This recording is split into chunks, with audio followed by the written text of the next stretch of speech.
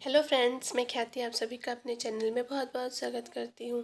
I hope आप सभी अपने अपनी लाइफ में खुद को बहुत ही ब्लेस्ड एंड पॉजिटिव फील करोगे। फ्रेंड्स, आज का जो वीडियो है ये कर्मा के ऊपर है कि कौन कौन से ऐसे कर्मा हैं जो हमें ट्विन फ्लेम जर्नी में क्लियर करने होते हैं। ठीक है, तो इस टॉपिक पर हम बात करने वाले हैं। एंड कर्मा क्लियरिंग बहुत ज़रूरी होता है डियर, क्योंकि यही है जो आपका आपके ट्विन से शादी रोकता है, आपका आपके ट्विन से परमानेंट रीयूनियन को रोकता है। ठीक है, एंड आपको आपके अवतार सेल्फ में आने नहीं देता।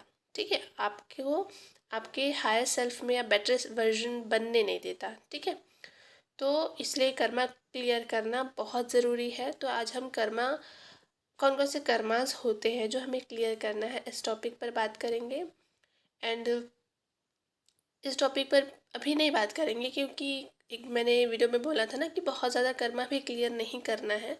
तो इस टॉपिक पर हम किसी और वीडियो में बात करेंगे। आज हम बस इस टॉपिक पर बात करेंगे कि कौन कौन से कर्मा हमें क्लियर करने होते हैं हमारे ट्विन फ्लेम जर्नी में। ठीक है, आ गया कंफर्मेशन। देखिए, तो पहला होता है पास्ट लाइफ कर्मा क्लियर करना होता है हमें। अगर हमने कुछ पास्ट लाइफ कर्मा क्रिएट किया है तो, ठीक है, तो जनरली होता है ये। तो पास्ट लाइफ कर्मा क्लियर करना होता है पहला। दूसरा होता है ancestor Karma, ancestor Karma clear करना होता है। तीसरा होता है डीएनए कर्मा। ठीक है, डीएनए कर्मा, ये तीनों कर्मा हम कहीं ना कहीं पास्ट कर्मा समझ सकते हैं। Past life Karma, ancestors Karma and DNA Karma, ये हम पास्ट कर्मा समझ सकते हैं। ठीक है, अब फोर्थ है प्रेजेंट कर्मा। प्रेजेंट कर्मा मतलब अभी जो हम कर रहे हैं, तो इसको हम प्रेजेंट समझते हैं। जैसे तीन था ना पहले वाला, past life Karma, ancestor Karma, DNA Karma, ये पास्ट कर्मा समझ लो। प्रेजेंट कर्मा है जो अभी हम कर रहे हैं।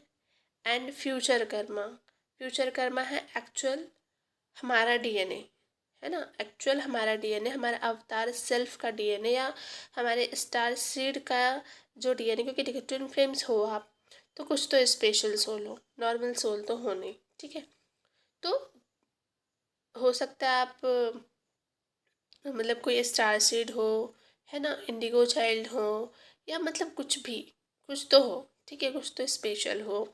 तो उस स्पेशल है जहाँ से आप आए हो, उसका एक्चुअल जो डीएनए है ना आपके अंदर, उसका कर्मा, मतलब जो आपको फ्यूचर में करना है, ये 5 प्रकार के कर्मास होते हैं जो हमको इसके हिसाब से चलना होता है और ये क्लियर करना होता है। ठीक है, तो आज हम इस पांचों को ही एक्सप्लेन करेंगे, तो बहुत ध्यान से सुनना, बहुत इम्पोर्टेंट वीडियो होने वाला है। ठीक है, तो देखो, पहला है पास्ट लाइफ कर्मा।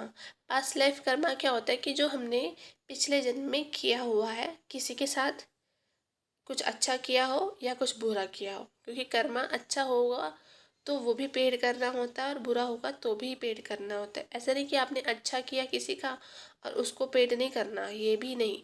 कर्मा का हिसाब किताब बराबर होता है। अगर आप किसी का अच्छा कर रहे हो तो वो भी पेड होगा, एंड बुरा कर रहे हो तो वो भी पेड होगा। ठीक है, तो बहुत ज़्यादा किसी का अच्छा करते हो ना, तो इस पर भी अवेयर हो जाइए।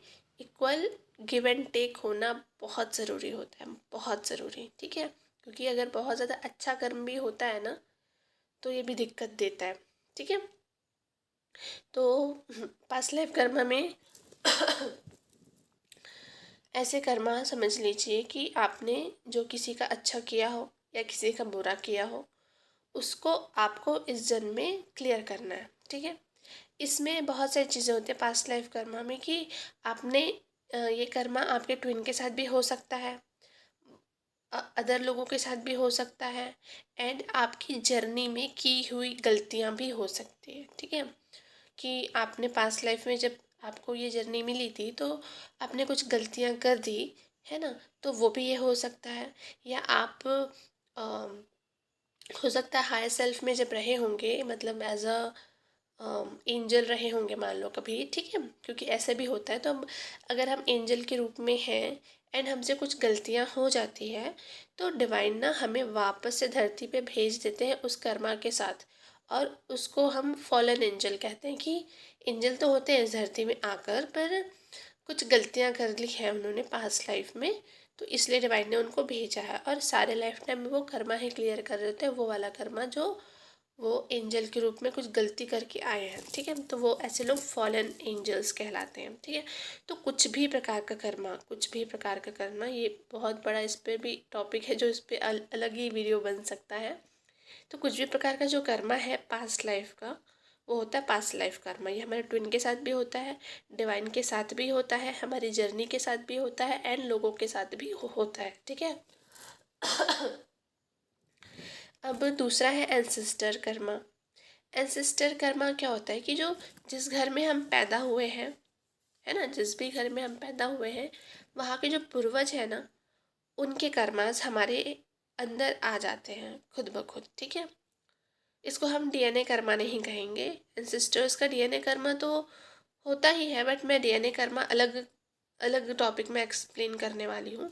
यहाँ पे हम एंसेस्टर कर्मा को इस तरीके से समझेंगे कि हमारे जो भी एंसेस्टर्स हैं उनको अगर किसी ने कर्स दिया हो, जैसे हो सकता है ना कि हमारे कोई एंसेस्टर है, उन्होंने किसी के साथ कुछ बुरा किया हो और सामने वाले ने उसको कुछ कर्ज दे दिया कि तुम्हारा ऐसा हो, तुम्हारे घर में होता है ना, जैसे किसी किसी घर में कि किसी किसी घर में तुम्हारे घर लड़कियां ही लड़कियां पैदा हो, लड़का ना हो, या किसी के घर में होता है कि बच्चे ही पैदा नहीं होते, किसी के घर में होता है कि लड़कियां ही पैदा नहीं होती, लड़कियां लड़के लड़के ही पैदा होते हैं, है ना।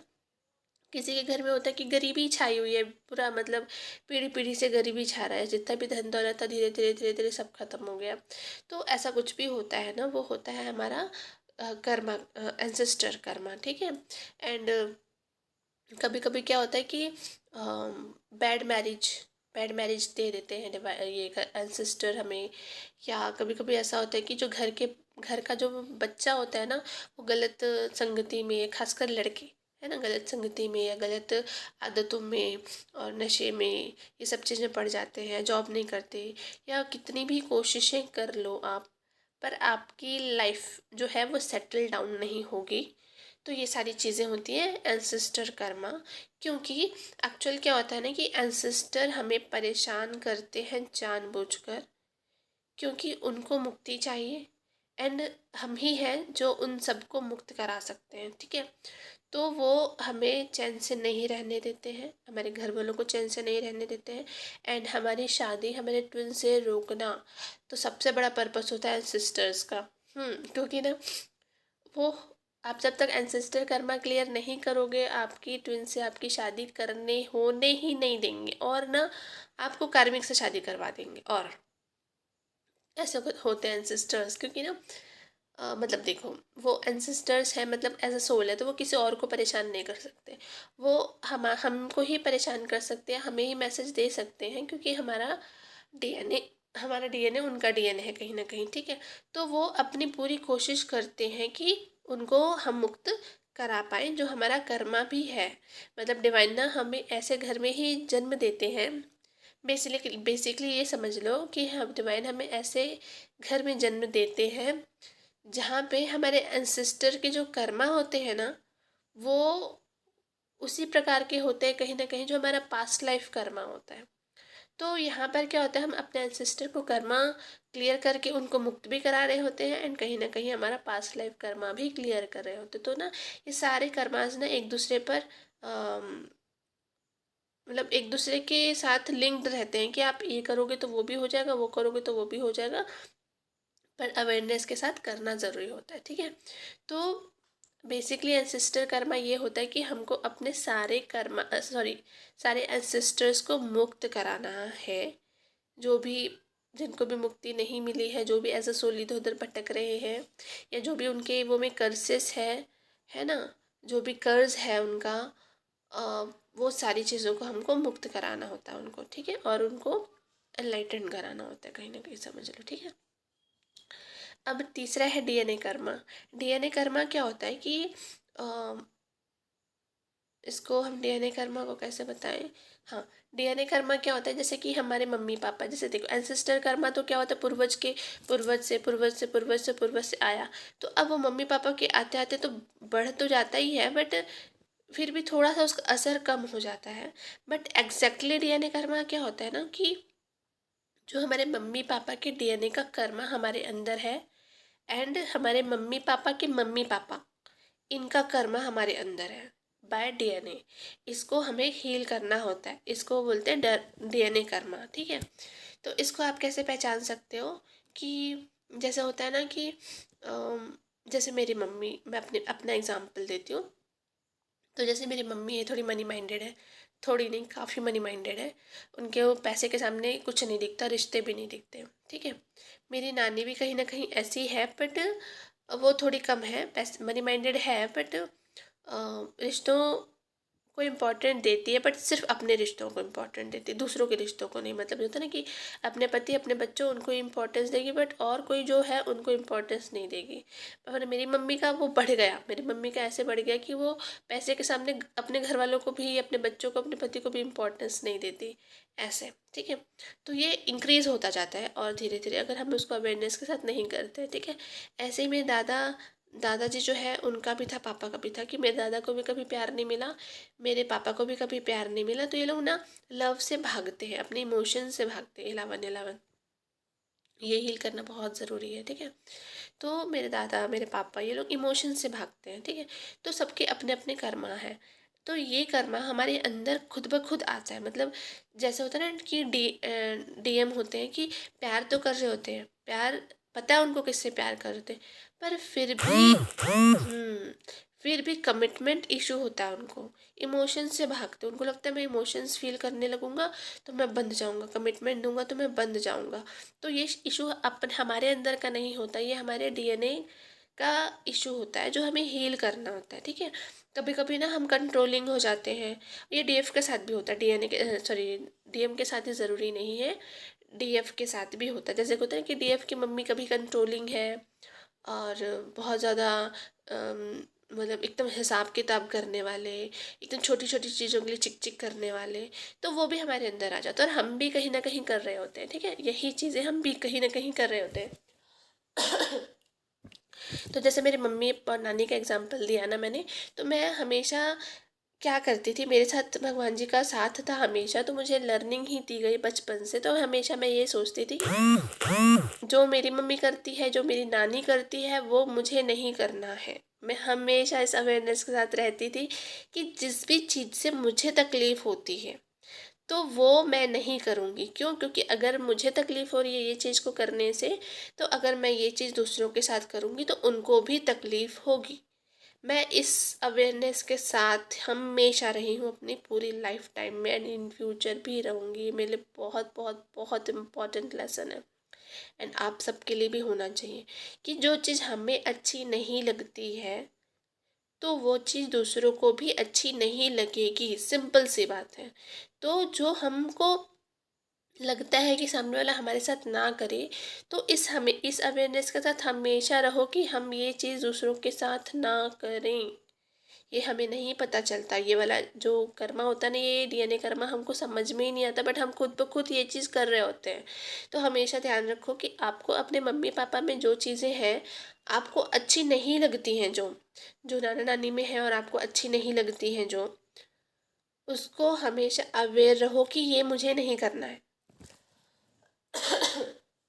ये मुझे नहीं करना है, ठीक है। जैसे कभी कभी होता है ना कि एक लड़का है और वो उसके पापा जो है अपनी उसकी मम्मी को मार रहे हैं, तो वो उसको तकलीफ हो रहा है कि मेरे पापा मेरे मम्मी को मार रहे हैं, बट खुद कहीं ना कहीं वो अपनी वाइफ के साथ भी वही चीज़ें कर रहा होता है। पर उसको लगता है कि मेरी मम्मी के साथ या मेरी बहन के साथ हो रहा है तो गलत है, बट मैं अगर अपनी वाइफ के साथ करूँ तो सही है। तो ये बहुत गलत चीज़ है, जो हमको अच्छी नहीं लगती है वो दूसरों को भी अच्छी नहीं लगती। क्यों? क्योंकि वो गलत है, सिंपली वो गलत है, और गलत कभी सही नहीं हो सकता। ये अवेयरनेस के साथ हमेशा रहा करिए, ठीक है। अब ये तीनों है पास्ट, जो हमको अपने अवेयरनेस के साथ क्लियर करना। देखो मैं इसको कैसे कैसे क्लियर करना है मैं किसी और वीडियो पर बताऊंगी, बट ना हमको इसको अवेयरनेस के साथ क्लियर करना है, ठीक है। और भी बहुत सारी चीज़ें हैं इसको क्लियर करने का, बट मैं अभी फ़िलहाल अवेयरनेस बता रही हूँ कि हमेशा अवेयर रहा करो डीएनए कर्मा को लेकर। जो अपने मम्मी पापा के ट्रेड्स हैं जो आपको पसंद नहीं है, आपको वो रिपीट नहीं करने हैं, ध्यान रखना, ठीक है। अब फोर्थ है प्रेजेंट कर्मा। प्रेजेंट कर्मा मतलब आज के डेट में आप क्या कर रहे हो, आपके कर्मा कैसे हैं, आप क्या सोच रहे हो, क्या करते हो, हर चीज़ों, क्या आप सेल्फ होता है ना, कभी कभी हम सेल्फ लव करते करते सेल्फिश हो जाते हैं, और कभी कभी ऐसे होते हैं कि दूसरों को ही देते देते कभी अपने बारे में नहीं सोचते, है ना। तो बहुत सारी चीज़ें हैं प्रेजेंट कर्मा को लेकर भी, हम इसको एक्सप्लेन करेंगे इन अगले वीडियो पर, ठीक है। तो हमेशा प्रेजेंट कर्मा पर भी ध्यान रखो, ये नहीं कि हमें हमें क्या, हम हमेशा क्या करते हैं कर्मा क्लियर करने के नाम से कि पास्ट लाइफ कर्मा, ये कर्मा वो कर्मा क्लियर करे जा रहे, क्लियर करे जा रहे, क्लियर करे जा रहे हैं, लेकिन प्रेजेंट कर्मा पे हमारा कोई भी एफर्ट नहीं होता। क्यों? क्योंकि अब कोई अवेयरनेस ही नहीं होती, क्योंकि पता ही नहीं है। हमको लगता है पास्ट है उसको क्लियर करना है, पर जो प्रेजेंट है ये वाला, तो यही बात हो गई कि आप एक गड्ढा कोड़ रहे हो, एक गड्ढा कोड़ रहे हो, उसमें से मिट्टी निकाल रहे हो, और आपको होश ही नहीं है कि ये मिट्टी आप फिर दूसरा जो गड्ढा पहले आपने गड्ढा किया हुआ है पेड़ लगाने के लिए उसमें आप डाल रहे हो। ये तो आप क्या कर रहे हो कि हमेशा गड्ढे ही खोदते रहोगे और आपका कभी कर्मा क्लियर नहीं होगा। बेसिकली सिंपली चीज़, अगर आप अपने प्रेजेंट कर्मा को सही नहीं रखते हो तो आप कितना भी कर्मा क्लियर कर लो, एंसेस्टर कर्मा के लिए जो भी कुछ कर लो, आपका कर्मा कभी कभी कभी क्लियर नहीं होगा, एंड आपकी डीएम से शादी कभी कभी कभी नहीं होगी, ठीक है। प्रेजेंट कर्मा बहुत ही इम्पोर्टेंट है। क्यों? क्योंकि प्रेजेंट कर्मा ही है जो आपका फ्यूचर कर्मा बनाएगा, ठीक है। अब एक बात यहाँ पर और बताना चाहूँगी कि बहुत सारे लोग ना रेकी हीलिंग करते हैं, रेकी हीलिंग सीख लेते हैं, रेकी म्यूज़िक हीलिंग करते हैं, या किसी भी प्रकार की हीलिंग करो डियर। अगर आप कर्मा क्रिएट कर रहे हो प्रेजेंट में, तो आपका कोई भी पास्ट लाइफ कर्मा, कोई भी कर्मा आपका बेकार है। सिंपली बोलूँ, बेकार है।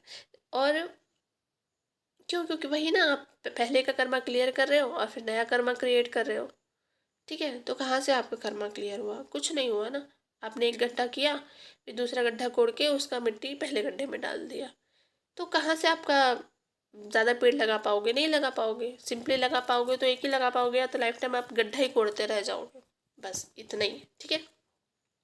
तो कोई भी जो रेकी म्यूजिक हीलिंग, या किसी भी कोई भी गामा थीटा ये वो जो भी होता है ना, कुछ भी होता है, कर्मा क्लियर करने वाले म्यूजिक या कोई भी हीलिंग टेक्निक से कुछ भी आपको कोई भी चीज़ें काम नहीं करेंगी। कोई भी मेडिटेशन कर लो, कोई भी इनर वर्क कर लो, कुछ काम नहीं करेगा अगर आपने अपने लेसन्स नहीं लिए हैं, अपना प्रेजेंट कर्मा ठीक नहीं किया है तो, ठीक है। तो हमेशा अपने कर्मा को लेकर अवेयर रहा करो, ठीक है।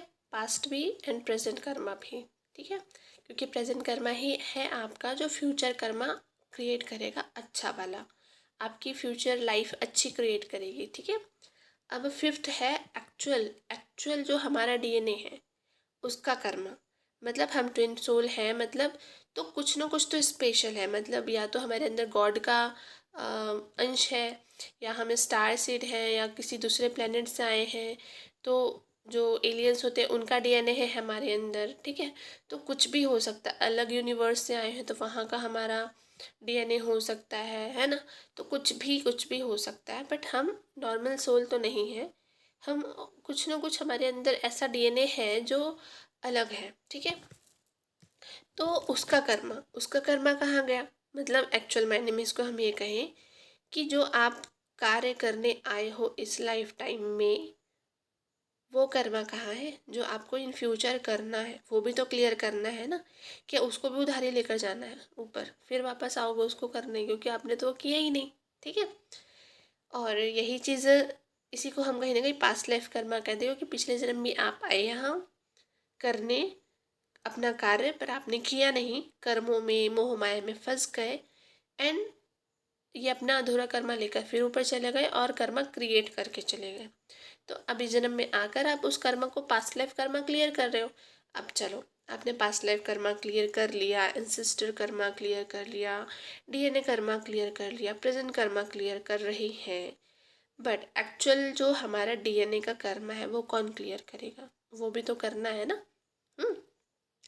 तो ये बहुत इम्पोर्टेंट है कि हम अपने हायर सेल्फ से जुड़ें, एंड अपने एक्चुअल जो डीएनए है हमारा उसको एक्टिवेट करें, एंड अपने अवतार सेल्फ में आए। एक्चुअल एक्चुअल मायने में जो हम हैं वो आए, वहाँ तक हमको हर किसी को आना है, तभी हम डिवाइन पर्पस कर पाएंगे। एंड डिवाइन का काम यही है, ये चैनल पर काम हम सबका यही है कि हमको हम सबके रियल डीएनए, जो रियल डीएनए है उसको एक्टिवेट करना है, अपने अवतार सेल्फ में आना है, जो हम रियल में है, रियलिटी में है, ताकि हम यहाँ से जब जाए ना, तो जो भी काम करने आए हैं वो करके प्रॉपरली हमें जहाँ जाना है वहाँ हम जाएं प्राउडली। ठीक है। एंड अगर हम फॉलन एंजल हैं तो हम वापस अपनी स्टेज वापस से पा सके अपने एंजल्स के रूप में। एंड अगर हम फॉलन एंजल नहीं भी हैं तो भी अगर आप अपने रियल अवतार सेल्फ में आ जाते हो इस लाइफ टाइम पर, तो आपको एक एंजल होने का हक दिया जाएगा, क्योंकि आप अपने विंग्स को एक्टिवेट कर लिए हो। अब हम अवतार सेल्फ में आ जाते हैं तो हमारे विंग्स एक्टिवेट हो जाते हैं। ठीक है।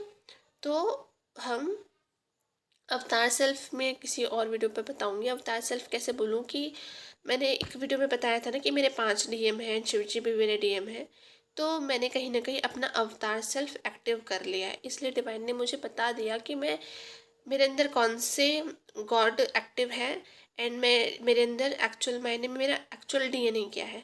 तो मेरा एक्चुअल डीएनए है माँ आदि शक्ति का और शिव जी का। ठीक है। तो ये मुझे बता दिया गया, तो हर किसी की ये हो ज़रूरी नहीं है। हर किसी की, मैं यहाँ पे ये नहीं बोल रही हूँ कि हर किसी को 5 डीएम है, मैं सिर्फ ये बोल रही हूँ कि आप एक्चुअल में जिस भी डीएनए में से हो वो डीएनए आपका एक्टिवेट हो जाएगा। बहुत सारा डीएनए होता है, शमन्स होते हैं और बहुत सारे स्टार सीड होते हैं, बहुत सारे एलियंस के टाइप्स होते हैं, बहुत सारे गॉड के टाइप्स होते हैं, बहुत सारा होता है। ठीक है। सबका पर्पस अलग अलग होता है, सबके कार्य अलग अलग होते हैं। तो बेसिकली यहाँ पे हमने बताया कि कर्मा कौन कौन से हमें क्लियर करने होते हैं, ये करना भी ज़रूरी है, यहाँ तक पहुँचना ज़रूरी है। देखो यहाँ तक भले पहुँचोगे तो डीएम से शादी तो कन्फर्मली हो ही जाएगी। ठीक है। Thank you, love you, God bless you. Om नमः शक्ति शिवा ओम।